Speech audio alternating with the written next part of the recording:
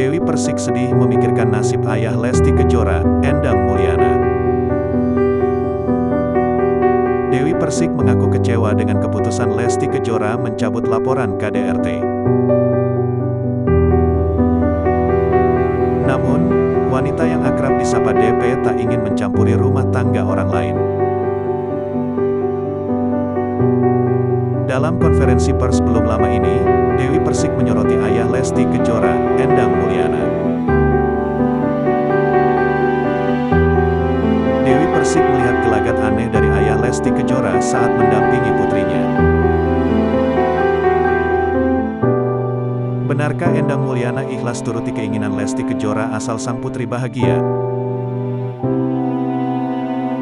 Menyikapi kejadian yang menimpa Lesti Kejora, mulanya Dewi Persik respek.